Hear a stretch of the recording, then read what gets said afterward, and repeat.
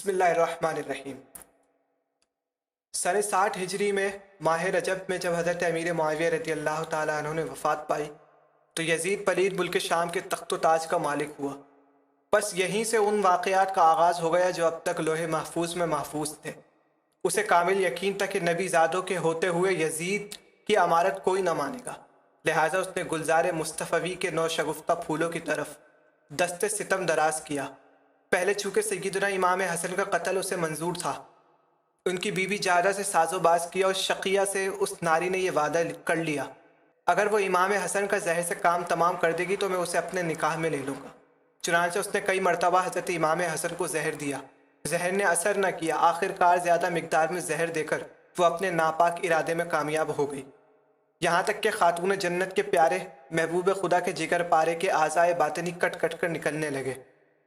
جب یزید کو سیدنا امام حسن کے قتل سے فراغت حاصل ہو گئی تو اس نے ولید کو، جو مدینہ منورہ میں اسی کی جانب سے والی تھا، لکھا کہ حسین سے بیعت لو۔ ولید نے امام علی مقام کو بلا بھیجا، امام ولید کے پاس تشریف لے گئے۔ ولید نے امام علی مقام کو یزید پلید کا خط سنایا اور بیعت کے لیے زبانی بھی عرض کیا۔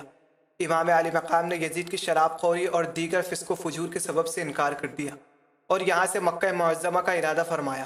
پھر دوبارہ ولید نے بلا بھیجا، فرمایا کہ صبح ہو لینے دو اور یہ ارادہ فرما لیا کہ رات میں ماں اہل و عیال کے مکہ معظمہ کو کوچ کیا جائے۔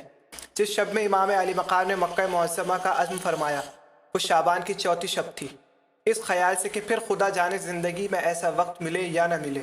امام علی مقام نے روضہ انور میں اپنے جد کریم کے حضور حاضر رہے۔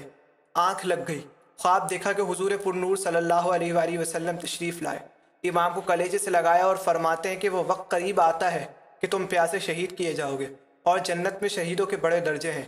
یہ دیکھ کر آنکھ کھل گئی، اٹھے اور روضہ اقدس کے سامنے رخصت ہونے کو حاضر ہوئے۔ صلاۃ و سلام عرض کر کے سر جھکا لیا۔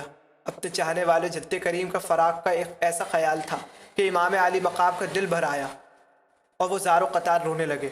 حب وطن قدموں پر لوٹتی ہے کہ نہ جائے اور غربت دامن کھینچتی ہے کہ دیر نہ لگائیے، مجبوریوں کا تقاضا ہے۔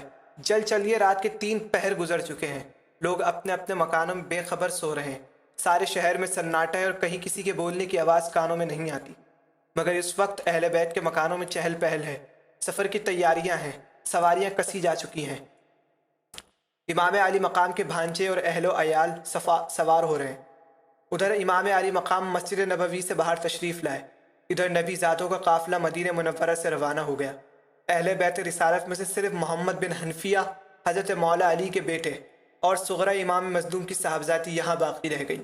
یہ برکت والا قافلہ جس قدر آگے بڑھتا جاتا ہے اسی قدر مدینہ طیبہ کی پیچھے رہ جانے والی پہاڑیاں اور مسجد نبوی کے بلند مینار سر اٹھا اٹھا کر حسرت بھری نگاہوں سے دیکھتے اور زبان حال سے عرض کرتے رہ گئے کہ اے عظمت والے امام، محبوب خدا جیسے جد کریم کا قرب اور خاتون جنت جیسی ناز اٹھانے والی ماں کا پڑوس اور امام حسن جیسے بھائی کی ہمسائیگی کیوں ترک فرما دی؟